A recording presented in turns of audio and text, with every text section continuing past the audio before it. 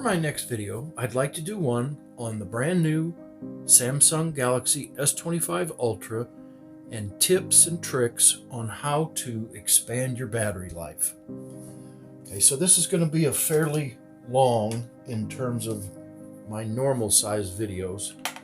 So sit back, relax, and let me show you how to save battery life. So there's going to be several points in here that I want to say. Some will be more important than others, but I thought about ranking them from first to last, but yet after I did that, I thought, well, if you use your phone more in this way, that may be more important than another way. So let's just say they're all important. I can tell you in my terms which one I believe is more important for me, but again, that may be not as an important one for you that you may want to leave on, you may not, but I'll give you the pros and cons of leaving them on and leaving them off the settings, and we'll just dive right in. So first one is a big one, I feel, so we're just going to go right to the top and right on down to the bottom. We're going to go to connections and all your different connections. So the first one that I always turn off is my Wi-Fi. I don't need that necessarily. And my Bluetooth, and I turn that off, and I'll leave on my data usage. Now, I know that can be really important to some people, but here's my thoughts on that matter. If your phone is sitting there, screen is off, what do you care if your Bluetooth or your Wi-Fi or whatever is on? Unless you're trying to get things in the background and do stuff. If your phone is sitting there on the table, that means it's not in use. That means there's no reason for you to have these things on. It's not being used. Now, if you use it all the time and your phone's in your hand, yeah, keep them on. But if it's just sitting there, in reality, you could even turn the phone off unless you're sitting and waiting for calls and everything else. But you kind of understand where I'm going with this. So those are a couple of things that connection-wise, right off the bat, that I turn off. Ultra wideband could probably be turned off too, but I turn those off. But for now, let's go back and turn on the Wi-Fi just in case as I'm recording this video. And let's turn back on the Bluetooth because I do connect to my watch every now and then. Okay, so let's go back and we're going to go to connected devices next. And these are some things that you don't necessarily have to have on, like quick share. I share it with just myself. I don't need to share it with a bunch of people. That's going to be taking battery life. Okay, let's jump out of here. And the next thing, we'll go back to settings later because we could go through the whole list of settings. But so that's number one is connections and the Wi-Fi and Bluetooth, and then connection devices, the device, the quick share and looking for other devices. Okay. So let's then go out of here and then pull down your settings. Now this has got a load full of different ways to save battery. So one of the most important ones here is dark mode or light mode. Okay, let me give you a quick background on how that works if you don't know.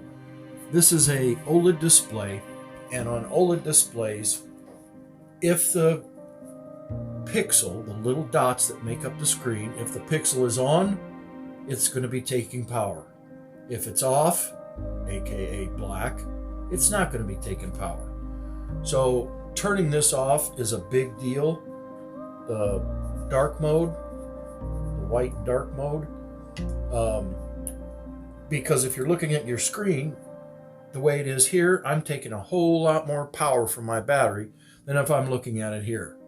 Now again, does it matter if your screen's on or off? Not really, but I'm talking about if you're using the phone, why not make the best of it, make the best look of it as well, because I do believe dark mode looks better. So on all these tips and tricks, I could actually make an entire video on and go in depth to But for now, I'm just wanting to go and brush on each one that'll help you to make your device last longer and make your battery last longer throughout the day. Because if you don't have a charger, and you do these small little things, it's going to last a whole long time. So far, and I'm getting ahead of myself, this phone, the S25 Ultra, has been a monster when it comes to the battery life. So anyway, we'll get to that. I regress. So here's one I do keep on, is always my data, and that would be this one right here. I keep that on. I'll turn my Wi-Fi off before my data. Okay, here's two big ones. I'm going to put them on right now. And the first one, we're going to tap and hold it. And this is Performance Profile. And this is going to provide two different settings. Standard, which provides a recommended balance between processor speed and life, and Light, which prioritizes the battery life and cooling efficiency over processing speed. So the one, obviously, you can use if you're wanting to use it, provides you the recommended balance between processing speed, or the other one prioritizes battery life. So right now I'm trying to say battery, I'm trying to say performance. I keep it on the lighter of the two settings. So the next one will be this one, tap and hold it, power saving. So I have that on right now. And background usage, network usage, syncing, and location checking will be limited, and Super HDR won't be available. Choose additional limits to save battery when power saving is on. So right now, I'm not playing a game, I'm not doing anything CPU intensive, or I'm not doing anything graphic processor intensive, the GPU. So I limit it to 70%. Okay, so let's pick up where we left off here. I accidentally hit stop and it stopped it. Anyway, so those two icons, or those two settings, are ones that I'll tap to turn back on the processor speed and everything if I need it. And if I'm sitting here doing something, I don't need the processor speed. I'm just going to check email. I'm going to do some light work. I'll turn these on first thing. And now I can do my work, and it's not going to take a bunch of battery life, needing 100% CPU when you're not doing anything that's even close, especially on this phone. It's extremely fast. You don't need anything 100% CPU taking your battery away. Okay, so that's the two settings on here. Okay, so another one is, let's go ahead and scroll this down, is, where are we at here? Location. So I have that off anyway. So location is your GPS. Okay, so you don't need GPS on all the time unless you're using something that needs to get your location, such as your maps.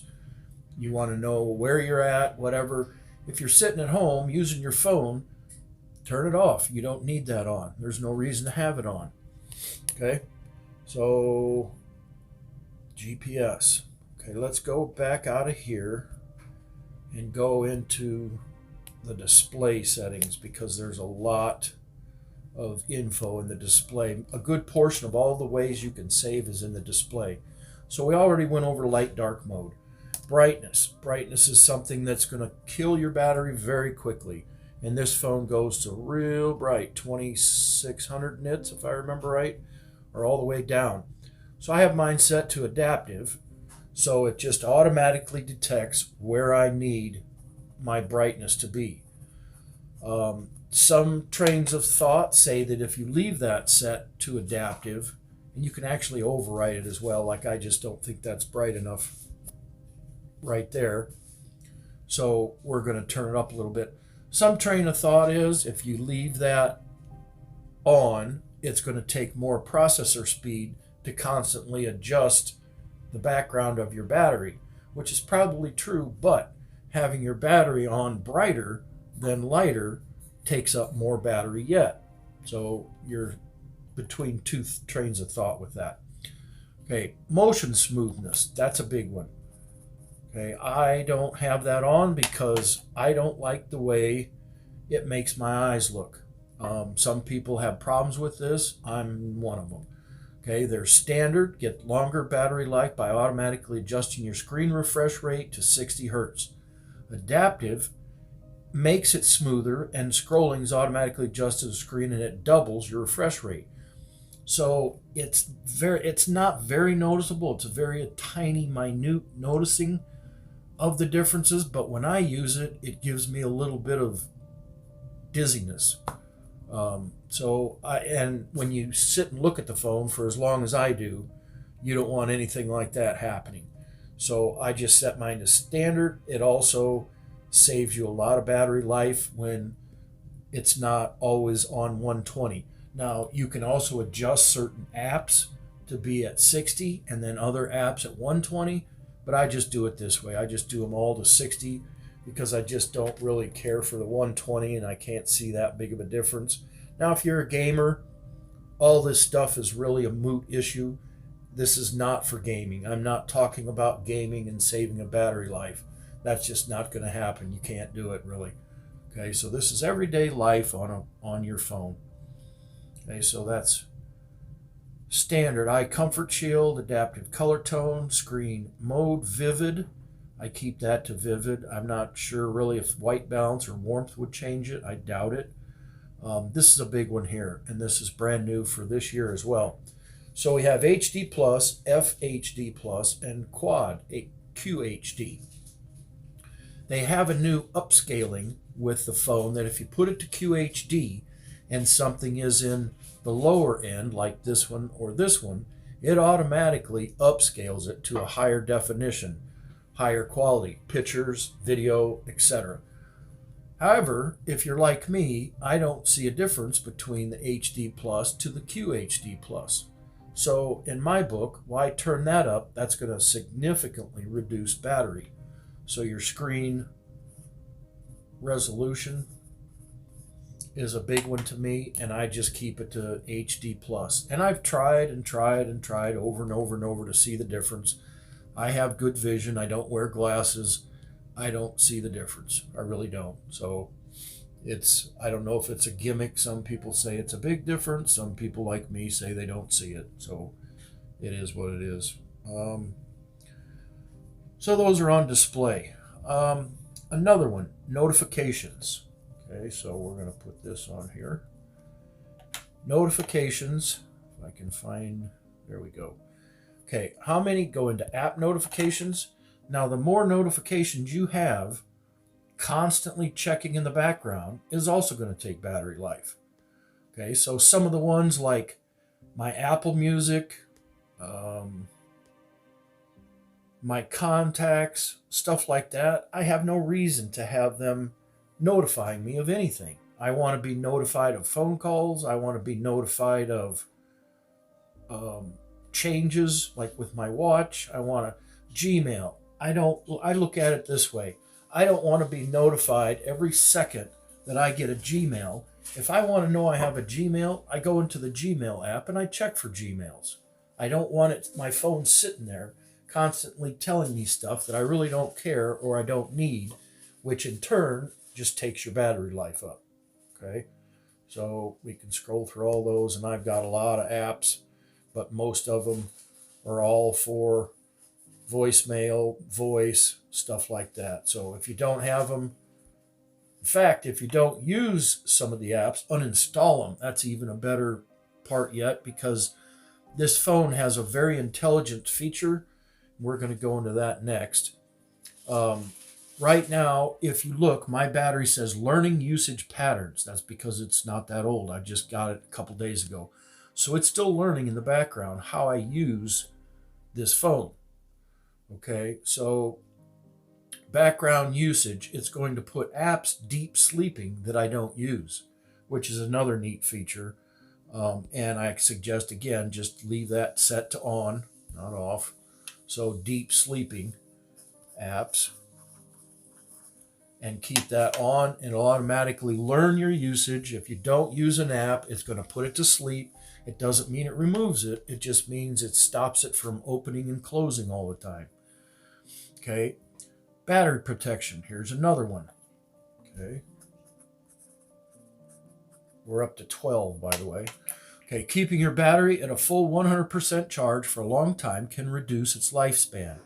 You have to remember, batteries don't like to be 100% and they don't like to be 0. So if you keep them out of that range, your battery is going to last for a long time.